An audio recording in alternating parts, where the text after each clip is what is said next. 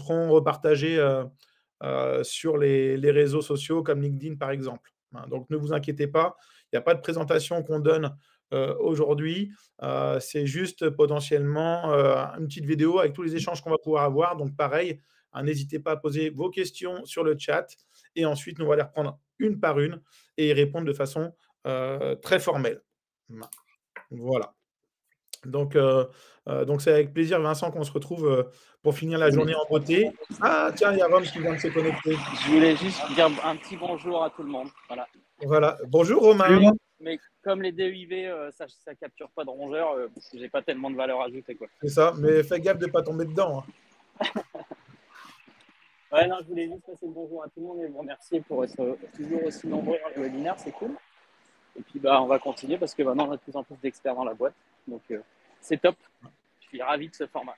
Et comme disait Jean-Yves Lafesse, pourvu que ça dure. Ça, c'est cadeau. Ouh, la référence. Eh ouais, j'ai des références. Voilà. Oui, oui, Romain est bloqué. Il ne veut pas qu'il revienne. En fait, Voilà. j'ai la vie dure. Mais ça va quand même. Hein. Je m'en sors. Ça roule. Et il y a un sacré potentiel au Maroc. Je ne sais pas si on a des amis marocains ce soir avec nous.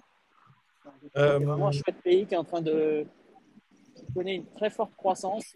Vraiment, toutes les industries qui sont en train de s'ouvrir à l'international, notamment les industries agroalimentaires. Et ce serait pas mal qu'en France, on fasse un peu de travaux d'études ou un groupe d'études sur ces marchés qui s'ouvrent à l'export. Et je pense qu'il faudra qu'on soit dans les années à venir assez vigilant sur ces marchés-là parce qu'il peut y avoir des belles opportunités. Et ils regardent beaucoup la manière dont l'Europe est structurée sur le plan des démarches qualité en industrie agro, en industrie pharma. Et du coup, ils sont très avides d'apprendre la manière dont on s'y prend, notamment en France. Donc je pense qu'il y a une belle passerelle à construire. Et je pense que d'ici peu de temps, on fera peut-être un webinaire commun avec Abdelkarim Al-Bourki de la M3D et essayer de voir s'il y a des passerelles qui peuvent être encore plus étendues entre la France et le Maroc. Avec plaisir. Avec plaisir. Merci en tout cas, Ram. Il nous a lancé une petite perche justement sur la partie agroalimentaire où effectivement les deux IV ont typiquement leur place. D'ailleurs, moi, c'est un peu là-dedans que je me suis fait la main dans le milieu agro, hein, puisque on avait des parcs allant de 10 appareils à 100, 150 appareils sur des gros sites. Et c'est vrai que les DUIV ont toujours été une source de compromis entre vous, prestataires, et vos clients industrie agro, parce que parfois, en fonction des auditeurs, il ne fallait pas le positionner quoi que ce soit. Donc, c'est vrai que le positionnement, c'est une chose. On a vu aussi des questions, j'ai vu des questions sur le choix des appareils. Hein. Et là, effectivement, je pense qu'on va avoir beaucoup de questions, et j'en ai déjà vu concernant les LED. Hein. Et si je peux engrainer le plat, Vincent, effectivement, bonjour, comment savoir si les LED aujourd'hui sont aussi efficaces que les tubes UV classiques? C'est vrai que psychologiquement, quand je mets un appareil avec un tube UV et un appareil avec un tube LED, psychologiquement, on a du mal à concevoir que le système avec des tubes LED fonctionne. Alors, oui, parce que heureusement, les insectes n'ont pas la même vision que nous, ne détectent pas les mêmes longueurs d'onde. Donc, oui, les LED fonctionnent. Après, il y a différentes typologies de tubes LED également. Il faut savoir que chaque tube LED bien se référer à la fiche technique de l'appareil et de la LED. Mais c'est vrai que fut un temps, tout au démarrage des tubes LED, quand j'avais un appareil qui était finalement assez proche des tubes UV, on avait une perte finalement de périmètre, de superficie sur un appareil qui était potentiellement assez proche. Donc, on pouvait se dire que potentiellement, oui, les tubes LED pouvaient être légèrement moins efficaces, mais sur un périmètre, pas sur l'émission de longueur d'onde. C'est ça qui est important. C'est-à-dire que oui, les tubes LED fonctionnent, ça, il n'y a pas de souci, mais parfois, il faut bien regarder sur les fiches techniques quel est le périmètre d'action des appareils. Et ça va être en fonction de la longueur d'émission de l'onde, des LED ou des tubes UV. C'est ça. En fait, moi, j'utilisais un calcul facile qui peut vous aider. Si vous regardez la fiche technique, vous aurez la surface qui est protégée par un appareil. Si ça n'existe pas, ou pour pas faire d'erreur, quand vous étiez en wattage, donc en fonction des tubes TL standard, il suffisait de faire le wattage des deux tubes, si vous êtes 2 fois 15 watts, fois 4. Donc ça veut dire un appareil, grosso modo, de 30 watts pouvait couvrir jusqu'à 120 mètres carrés. Maintenant, pour les LED, c'est plus vrai, puisqu'en fait, on est en consommation beaucoup plus faible. Automatiquement, on peut couvrir une beaucoup plus grosse couverture avec la même énergie. Et c'est ça l'intérêt du LED. Alors, dans la question aussi, hein, en rajout avec Nicolas, il y a une question aujourd'hui de choix. Je comprends tout à fait les inquiétudes et les questions qui sont posées. Maintenant, rendez-vous bien compte que d'ici 5 ans, vous n'aurez plus le choix de toute façon. Donc, ça veut dire que ici, ils vont progressivement arrêter toutes les productions de tubes LED, de tubes TL, pardon, en UVA. Et donc, ça veut dire de toute façon, vous n'aurez pas le choix dans 5 ans. Donc, c'est le moment de faire vos tests sur les appareils LED parce qu'ils seront de toute façon incontournables dans le futur. Ici, en 2023, ils ont déjà arrêté les tubes TL standards qu'on utilise pour les plafonniers. Donc ça, européen, c'est terminé. On parle au plus tard 2027 d'avoir un arrêt total de production et de distribution qui peut peut-être être relongé, mais ça, on ne pourra pas savoir aujourd'hui, sur les tubes standard TL. Donc, il y aura de toute façon du LED qui sera le standard dans maximum 5 ans. Oui, bah, je rebondis là-dessus, effectivement, hein. Moi, j'ai eu un document de Sylvania, hein, qui disait que l'arrêt total des tubes UV, hein, de ce que vous avez utilisé depuis des années, sur les tubes UVA, hein, ceux que vous utilisez, l'arrêt, ça va se faire à partir du 24 février 2025 et ça va se déployer jusqu'en 2027.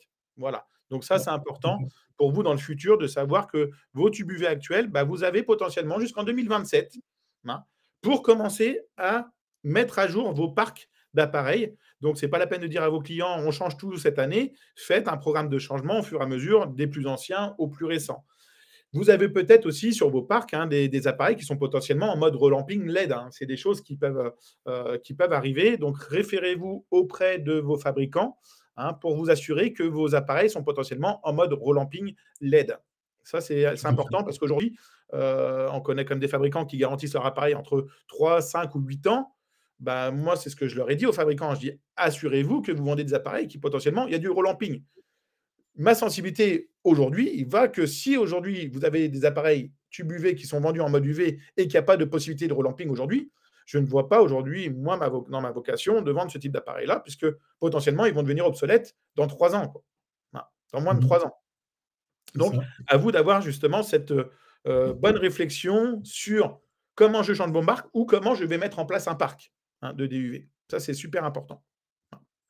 Voilà. Et pour continuer, Maxime, hein, donc ici, dans la réaction, c'est rarement indiqué sur la superficie, mais il faut vraiment demander aux fabricants, euh, parce qu'en fonction de les tubes, s'ils vont être cachés ou pas, si c'est un appareil design, un appareil pas design, est-ce que c'est de l'éclairage direct, du rétroéclairage, donc tout ça, ça va avoir un effet sur la superficie.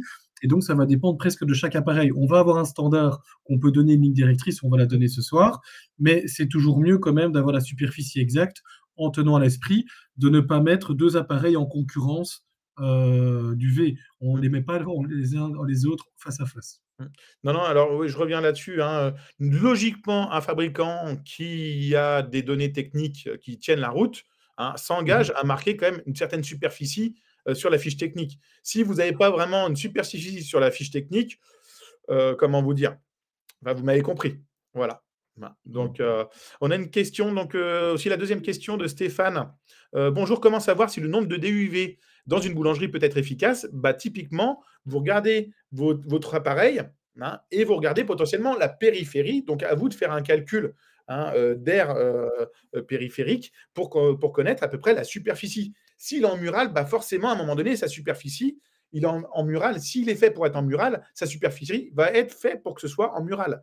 Mais si vous mettez un appareil lambda qui est censé, on va dire, avoir une superficie à 360 degrés et vous le mettez en mural, forcément, sa superficie va être divisée par deux, hein. Mhm. Donc, à vous de bien connaître ça. Donc, Stéphane, bien vous référer au mètre carré de superficie par type d'appareil, bien regarder si les appareils sont mis en mural, potentiellement, ou en suspendu, hein, parce qu'en suspendu, potentiellement, hein, la superficie, elle est à 360 degrés, hein. Or que si c'est en mural, ce sera que sur une partie. Donc Ouais. ça, bien faire attention à ça. Vous regardez sur les fiches techniques les surfaces appropriées, hein. Et regardez bien dans quelle manière vous devez positionner les appareils, si c'est en mural ou en suspendu. Donc ça, c'était Après, pour la question de Stéphane. je vais prendre ma casquette aussi de formateur pour la question d'efficacité ou pour l'efficacité jour-nuit. Je tiens quand même à vous rappeler une chose, c'est que tous les diptères, donc là je prends juste les diptères, hein, parce qu'après il y a aussi des punaises qui peuvent être potentiellement capturées, tous les diptères ne sont pas attirés de la même manière par rapport aux UVA. Donc vous avez des insectes de type diptère qui vont préférer chercher la nourriture et d'autres qui sont vraiment attirés par la lumière. Vous avez une Phania canicularis par exemple, donc c'est la petite mouchette des chambres qui tourne autour des lampes, elle va directement sur le point lumineux. Vous avez une Musca domestica ou vous avez une mouche Lucilia, hein, plutôt une mouche nécrophage. Elles vont avoir tendance à d'abord chercher la nourriture. Et alors, par rapport à la question jour-nuit, il faut savoir qu'en plein jour, vous faites de la régulation. Donc, vous allez essayer de limiter les populations d'insectes volants pendant la journée. Par contre, pendant la nuit, il faut les laisser fonctionner, bien évidemment. Ça va être quasi un des seuls points lumineux, et c'est le but des appareils, qui vont fonctionner presque comme un aspirateur pour capturer la majeure partie des insectes pendant qu'il n'y a pas de lumière en concurrence alimentaire avec le soleil. Donc la réponse, elle est oui. De nuit, les appareils sont quand même beaucoup plus efficaces. Et d'ailleurs, hein, il est nécessaire pour vous, quand vous faites une bonne implantation, de bien regarder potentiellement les risques de concurrence lumineuse. Hein. Ne mettez pas des appareils juste à côté des lumières qui sont plein flash, parce qu'effectivement, là, vous allez perdre grandement en efficacité. Voilà. Donc ça, c'est super important. Le positionnement, hein, donc ne pas mettre les appareils en concurrence lumineuse, ne pas les mettre devant des ouvrants, parce que potentiellement, vous allez attirer, surtout si vous êtes dans un environnement sombre, vous attirez les insectes de l'extérieur vers l'intérieur. Ça, ce n'est pas l'objectif. Hein. Un devis a pour objectif de capturer les insectes qui rentrent par accident dans un bâtiment et pas de les attirer de l'extérieur vers l'intérieur. Et ça, vous allez regarder potentiellement dans tous les environnements où vous êtes dans les métiers de bouche, chez le boulanger, chez le boucher en grande distribution, ils sont typiquement très mal positionnés. Hein, quand vous voyez l'appareil, le grille-pain, hein, entre guillemets, au-dessus du boucher qui est en train de préparer la viande, vous avez la petite mouche qui arrive, pac, qui explose, et puis mes petites ailes, mes petites pattes qui vont tomber, hein, typiquement sur le plan de travail. Hein. Donc pareil, les appareils, ne pas les mettre au-dessus de produits nus. Hein. Il faut vraiment les décaler. Et moi, j'ai une petite règle que je me suis fixée en synthétisant les différents référentiels. Je ne mets pas d'appareil, même à glu, à moins de 3 mètres de produits nus, et je ne mets pas d'appareil à grille électrocutrice à moins de 10 mètres de produits nus. Ça, c'est vraiment la règle que je me suis fixée en ayant une synthèse, hein, des différents référentiels de sécurité alimentaire. Voilà. Alors ici, pour la remarque de Franck, ils doivent tourner 24 heures sur 24 et n'oubliez pas, alors bientôt il n'y en aura plus, mais quand vous prenez un appareil à ballast magnétique et aussi à d'électronique, si votre client il s'amuse à le débrancher, rebrancher, débrancher, rebrancher, c'est le meilleur moyen pour exploser la ballast. D'accord? Donc dans un appareil, vous avez le tube où vous avez des électrodes, anode, cathode, et vous allez avoir une ballast magnétique ou électronique. Les dernières générations sont en électronique, mais cette ballast, elle n'est pas faite pour être allumée et éteinte continuellement 2 fois par jour. Donc, vous risquez d'avoir une ballast qui va sauter. Il faut ouvrir l'appareil. Donc, on est en train de toucher à du matériel électrique. Alors, c'est vrai que cette notion de savoir s'il y a des starters, des ballastres et tout, hein, moi j'ai eu le cas hein, où des ballastres claquaient parce que les clients l'arrêtaient. C'est vrai que la notion avec les starters, c'est quand même bien parce que si un starter saute, voilà, en fonction des différentes typologies d'appareils, on peut changer les starters. Aujourd'hui, si un appareil fonctionne 7 jours sur 7, 24-24, 365 jours par an, le starter, il fonctionne une fois. Par contre, si tous les jours on l'éteint, on le rallume, on l'éteint, les starters vont vite cramer et ça va cramer également les tubes aussi qui vont avec. Donc, ça, soyez vraiment très vigilants là-dessus. Évitez d'éteindre et d'allumer systématiquement les appareils. Les appareils vont quand même prendre cher. Voilà. Donc, est-ce qu'il y a vraiment une différence entre les appareils? Donc, Bruno nous a posé la question sur les LED. Je pense qu'on y a répondu tout à l'heure. Hein. Donc, pareil hein, pour Maxime qui disait les LED, c'est aussi bien. Donc, bien vous référer aux fiches techniques des appareils pour effectivement se rendre compte de la superficie. C'est vraiment ça, hein, quand on parle de l'efficacité. Hein, c'est vraiment la superficie qui est en jeu. Et oui, les LED fonctionnent, puisque les LED vont attirer certains insectes. Pareil, hein, c'est comme les tubes UV statiques, les tubes UV, on va dire classiques, n'attirent pas l'ensemble des insectes volants. Non. Il y a quand même des insectes volants, comme les mites alimentaires, aujourd'hui, qui n'étaient pas attirés, hein, typiquement, sur les tubes UV standards. Si je voulais potentiellement attirer les mites alimentaires, il fallait que j'utilise des tubes synergétiques, J'ai eu la question aujourd'hui sur les LED. Aujourd'hui, je n'ai pas, entre guillemets, de LED avec une émission longue sur les tubes, comme les tubes énergétiques. Aujourd'hui, en tout cas, ça n'existe pas. Donc, voilà. Ils ont une longueur d'onde un peu spécifique, mais qui ne va pas aujourd'hui. Moi, je ne vais pas mettre ma main à couper en disant les LED fonctionnent sur les mythes alimentaires. Je vais attendre un peu plus de recul. Parce que pareil, l'environnement du LED aujourd'hui, c'est tout neuf. Surtout dans le piégeage d'insectes volants au niveau des DUV. Donc, attendez-vous à ce qu'il y ait des changements technologiques, des changements de LED aussi. Moi, je me rappelle, les premiers tubes LED, j'avais l'impression que c'était des jouets. Là, on commence à voir des technologies LED qui commencent à être vraiment de plus en plus pro et qui tiennent la route. Donc, voilà. Donc, c'est important d'avoir ça en tête. Non, c'est un excellent point, effectivement. Et alors, n'oubliez pas une chose, c'est que dans le spectre visible qu'on appelle, vous êtes entre 400 et 700 nanomètres, donc c'est ce qu'on appelle la longueur d'onde. Donc, on arrive de l'infrarouge jusqu'à l'ultraviolet, d'accord, jusqu'au bleu. Et donc, quand vous avez cette lumière UVA, vous êtes dans une lumière qui est invisible à l'œil nu. On est exactement à 368 nanomètres, donc ça veut dire que l'humain n'est pas capable de voir. Ce que vous voyez, vous, c'est la lumière bleue. Et donc, quand on parle de synergétique, on a un spectre dans le vert et un spectre dans le bleu, ça c'est le naturel, et un spectre en 368. Donc rien n'empêche plus tard d'avoir des puces LED qui puissent travailler sur ça. Et je vais continuer sur la question qui portait sur les différents types de LED. Je pense que Nico a répondu sur ça en disant que l'important, c'est d'avoir un fabricant qui déjà a une fiche technique complète, avec des tests d'efficacité qui sont montrés avec des superficies qui sont sur la fiche technique, avec des garanties sur les appareils, donc pas un appareil où il y a zéro garantie, que quand vous avez un problème, vous n'avez aucun remplacement. Et alors, quand vous posez la question sur les tubes de type Quantum, donc c'est le nombre de puces LED qu'il va y avoir.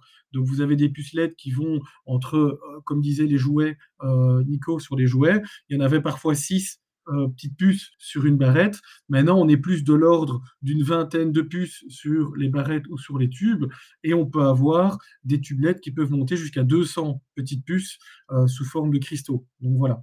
Et ça, à vous de bien regarder et de faire du benchmark sur les différents fabricants que vous avez aujourd'hui, et à vous de faire votre choix. Mais globalement, la LED, on sait que ça fonctionne. Maxime nous a posé une question, et ça, c'est une question qui est revenue très souvent sur la couleur des plaques. Quel est le rôle des plaques et la couleur les plaques aujourd'hui, c'est vraiment un outil de monitoring qui vous permet de pouvoir faire du comptage et de savoir quelles sont les typologies d'insectes que vous capturez.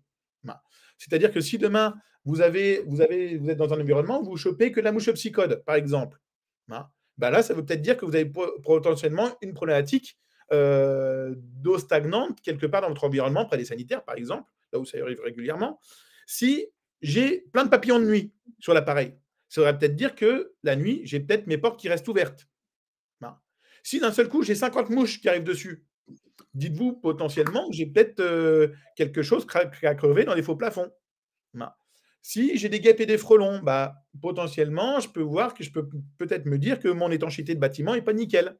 Donc, à vous de bien regarder quelle est la typologie d'insectes que j'ai sur mes appareils pour potentiellement voir d'où ça vient et quelles sont les anomalies structurelles des bâtiments. Le DUV vous sert de monitoring également pour savoir d'où viennent les problématiques et savoir bien cibler les problématiques également. Parce que derrière, traiter de la mouche psychode ou traiter du papillon de nuit, d'ailleurs, on ne traite pas le papillon de nuit, par contre, la mouche psychode, il va peut-être falloir aller potentiellement peut-être dans la fosse septique. Il y a peut-être un peu de traitement antilarvaire ou potentiellement assécher la fosse septique pour éviter qu'il y ait du développement, par exemple. Quid des couleurs des plaques de glu? Alors, je peux vous dire que ce soit jaune, gris, noir, ça fonctionne. Effectivement, c'est peut-être plus sympa de compter les insectes quand j'ai besoin de les compter sur de la plaque jaune. Voilà. Je sais qu'à une époque aussi, il y avait Pelsis qui faisait des plaques de glu avec des phéromones. Moi, je disais que c'était un petit peu gadget parce que dans tous les cas, ce n'est pas la plaque de glu qui va attirer les insectes, c'est vraiment l'émission de longueur d'onde des tubes qui va les attirer. La plaque de glu, elle est là pour capturer et pour limiter les corps étrangers. La plaque de glu aussi a quand même une meilleure efficacité sur les petits insectes volants, les petits moucherons par exemple, que vous n'aurez potentiellement pas sur une grille électrocutrice, puisque sur une grille électrocutrice, potentiellement, les moucherons peuvent passer à travers et ne seront pas forcément capturés. Donc voilà pour la question pour Maxime, quel est le rôle des plaques et la coloration. Après, la couleur des plaques, hein, c'est aussi à l'appréciation du client certains veulent de la plaque jaune, d'autres qui veulent de la plaque grise, de la plaque noire. Aujourd'hui, tous les fabricants sont en capacité de pouvoir fabriquer telle et telle couleur sans problème. C'est comme mon appareil qui est vertical ou horizontal. Il y a des auditeurs qui veulent voir les insectes dessus, d'autres qui ne veulent pas les voir. Donc après, à vous de vous adapter. Aujourd'hui, vous avez suffisamment sur le marché les appareils qui permettent de pouvoir mettre des appareils à l'horizontale ou verticale. C'est ça. Et alors, pour un peu un casquette de fabricant à un moment, moi j'ai quand même vu des études passer où on vous disait le bleu c'est le meilleur, puis vous avez une étude comparable où on dit le jaune c'est le meilleur.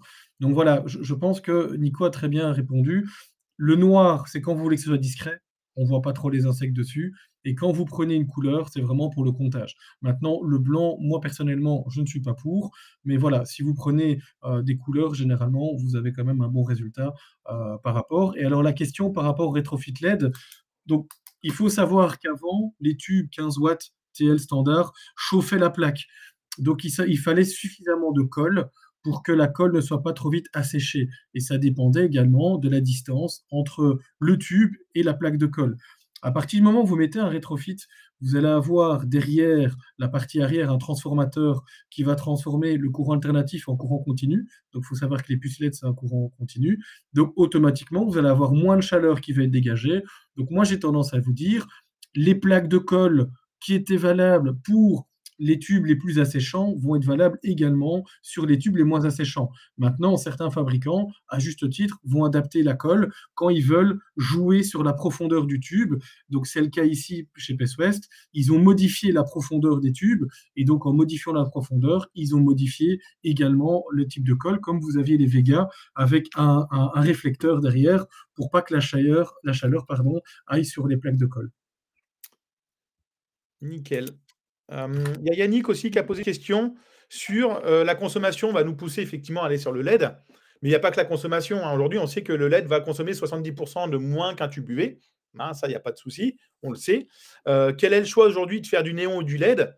En fait, personnellement, si vous commencez aujourd'hui à mettre des nouveaux parcs, forcément, on va plus tirer par le LED, puisqu'on sait que de toute façon, en 2027, vous n'aurez plus d'accès au tube UV. Donc, si aujourd'hui, automatiquement, vous allez mettre en place des nouveaux appareils, soit vous prenez, vous êtes plutôt old school, et puis allez, je me dis, psychologiquement, je reste sur du tube UV parce que psychologiquement, mon client il est plus satisfait. Vous pouvez le faire à condition de vous assurer que on peut faire du relamping LED d'ici 3 ans. Ça, donc bien vous assurer, si vous êtes plutôt en mode old school, entre guillemets, que vous aimez bien vos tubes UV, que ça fait plein de lumière, que les t-shirts blancs deviennent tout bleus, pas de souci. Mais assurez-vous que ces appareils peuvent être en relamping LED d'ici 3 ans. Voilà en tout cas mon avis. Pareil, il y a une question dans la foulée, la question concernant la durée de vie. La durée de vie de LED, oui, c'est prévu pour être changé normalement tous les 3 ans. Contrairement au tube UV, où on se dit que c'était 9000 heures, c'était moins d'1 an. Donc, bien faire aussi attention à vos contrats, ou dans vos contrats actuellement, c'est marqué changement des tubes UV, généralement au printemps, pour qu'ils soient les plus puissants au moment de la grosse période, pour que finalement, ils perdent un peu en efficacité en hiver, là où j'ai moins de pression d'insectes volants. Et vous, il va falloir potentiellement de faire un contrat à case, à dire, voilà, aujourd'hui, j'ai un peu d'UV, j'ai un peu de LED. Vous avez un contrat où vous devez lister vos appareils qui sont tube UV, changement une fois par an, et puis un contrat à côté, vous avez vos appareils LED qu'il va falloir finalement mettre à jour chaque année en fonction de l'évolution de votre parc. Et ça, c'est important. Et c'est un travail de suivi que vous devez faire chaque année avec vos clients sur le suivi des appareils. Alors, quid de celui qui vient de gagner un contrat, qui met en place de la LED, et puis qui le perd au bout de 2 ans. Si vous êtes prestataire, vous récupérez un parc, bien vous assurer quand est-ce que les tubes LED ont été changés pour éviter de vous continuer à changer des. Ça se trouve, ça a peut-être été changé l'année d'avant, vous n'avez pas besoin de les changer cette année. Donc ça, bien faire attention quand vous récupérez aujourd'hui des parcs d'appareils pour connaître un petit peu l'historique de la maintenance. L'objectif, c'est de pouvoir vous caler et de ne pas remplacer du tube pour remplacer du tube ou remplacer les starters pour remplacer les starters. Moi, perso, le conseil que je donnais de ne pas éteindre les appareils, les starters, parfois pendant 5-6 ans, je ne les remplaçais pas. Et dans mes contrats, c'était remplacement du starter si besoin. Il n'y avait pas de notion de remplacement de starter chaque année. Si l'appareil est allumé une fois par an, mon starter va fonctionner qu'une fois par an et pas de souci là-dessus. Non. Ouais. Mais juste un point d'attention, parce que Nicole a l'habitude de travailler avec des belles qualités, des belles marques et tout ça. N'oubliez pas que les tubes LED, ça va dépendre du fabricant. Vous avez des tubes ou des barrettes LED qui vont fonctionner que pendant 1 an, et certaines qui vont fonctionner pendant 2 ans et d'autres pendant 3 ans. Donc ça va dépendre totalement du fabricant. Pourquoi? Parce que la LED, c'est une LED, donc c'est des diodes. Et donc, vous n'avez pas cette poudre destructrice qu'il y a dans les tubes TL. Donc, vous n'avez pas cette perte de poudre qui se trouve à l'intérieur du tube. Donc, ça va être la puissance ou la résistance de la LED qui va permettre de durer plus ou moins longtemps. Donc, vous allez peut-être l'avoir en achat, mais vous allez également l'avoir en longévité. Donc, vérifiez bien avec le fabricant, parce que je sais qu'au niveau des LED, vous avez un petit peu toutes les années au niveau des remplacements, et je pense que ça va avoir un gros impact sur votre portefeuille. Donc, dans tous les cas, il faut se référer aux indices du fabricant, dans tous les cas. Donc, j'aime bien la petite question de Falou. D'ailleurs, un petit coucou Falou, ça fait plaisir de te voir, que tu sois présent avec nous. Sur le comptage, et oui, le comptage. Déjà, on ne fait pas de comptage sur les grilles électrocutrices. Sinon, vous allez compter une patte, 3 abdomens, 4 ailes. Ça va être compliqué. Donc, le comptage dans les grilles électrocutrices, voilà. Moi, je me rappelais, à un moment donné, j'ai même commencé, on était à la pesée. Pour vous dire, voilà. Donc, comment vous dire que le comptage, effectivement, ça se fait déjà sur les plaques de glu. Alors, on va avoir différentes solutions. Et Jérémy qui commence un petit peu à répondre sur le sujet. Si je compte un tiers de la plaque, est-ce que je multiplie par 3 ? En fait, il faut faire super attention. Si je suis sur un site pharma où j'ai très peu d'insectes, là, je vais faire un comptage minutieux. Si je suis sur un environnement où, par exemple, au niveau des quais, je vais avoir beaucoup d'insectes, déjà, ce qui est bien, c'est que les personnes qui comptent, ce soit souvent la même. Parce que moi, à un moment donné, quand j'avais plus d'une 50aine d'insectes, je m'étais fait, entre guillemets, une grille de comptage pour éviter de me coltiner à compter 200, 300 insectes. Donc, je m'étais fait des photos pour mes techs et chacun avait potentiellement, entre guillemets, une ligne directrice sur le comptage. C'est-à-dire que si j'ai une plaque qui est comme ça, avec une plaque qui est remplie de moucherons, c'était 300 moucherons. On essaye. Un taux d'erreur, on en aura forcément de façon quotidienne, à part si je suis sur un site pharma où je peux compter une trentaine d'insectes tranquillement.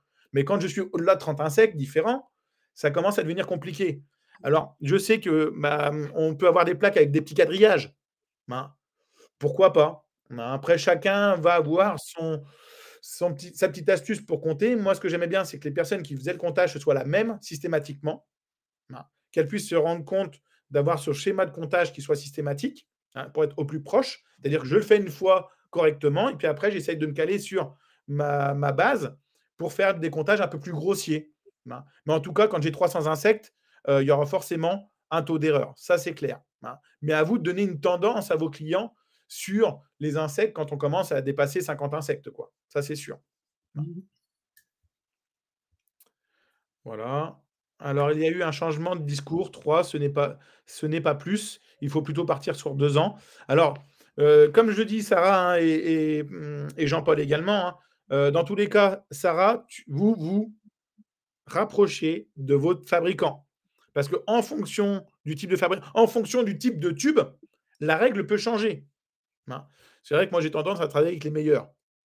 Donc, forcément, avec des tubes qui, potentiellement, ont une durée de vie qui peuvent aller jusqu'à 3 ans. Mais effectivement, il y a des discours aujourd'hui qui disent finalement, c'est plutôt 2 ans.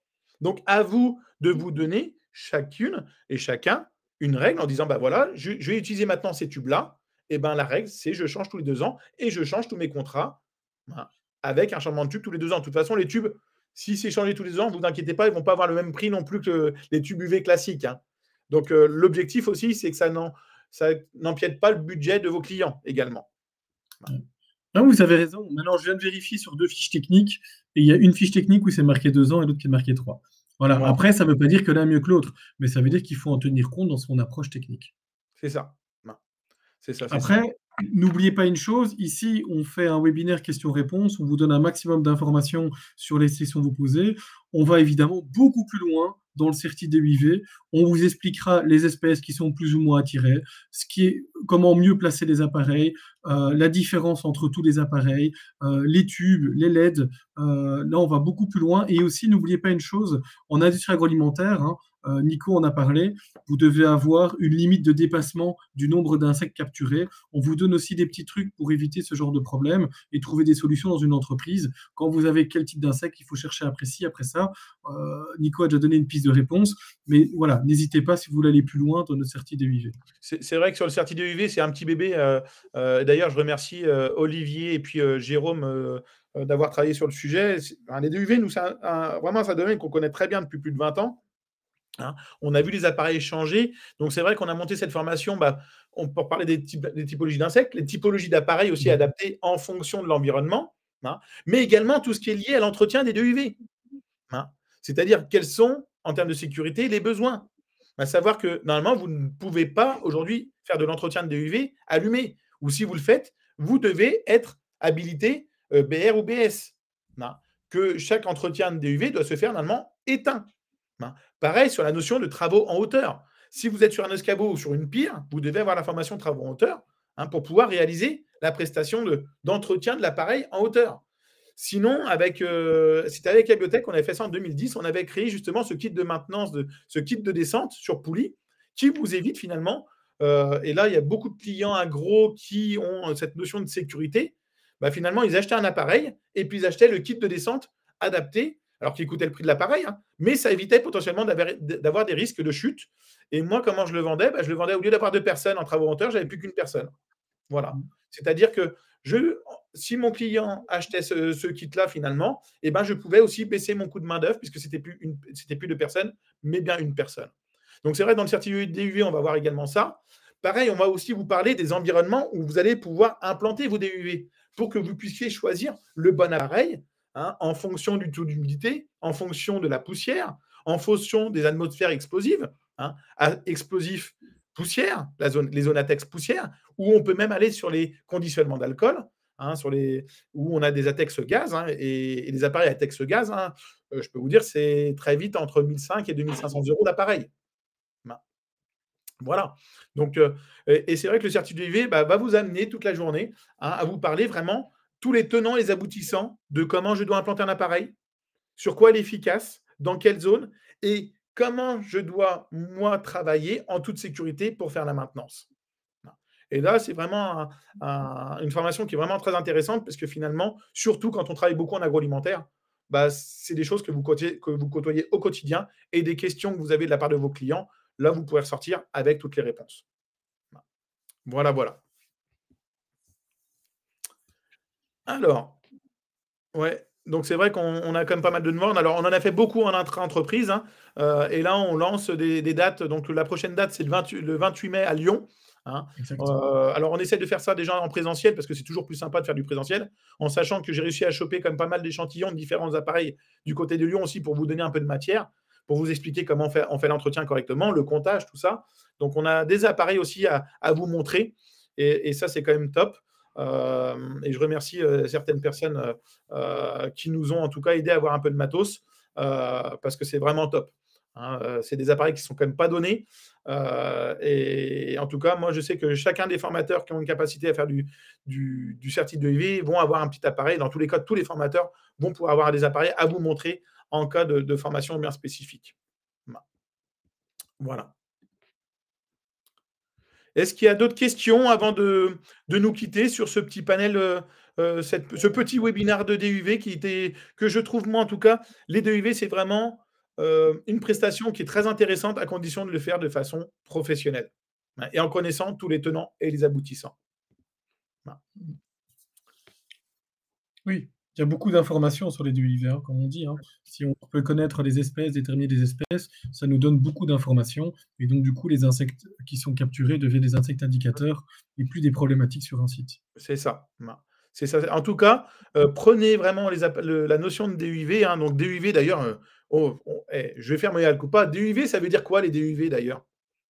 Avant que vous partiez, dites-moi ce que ça veut dire, DUV.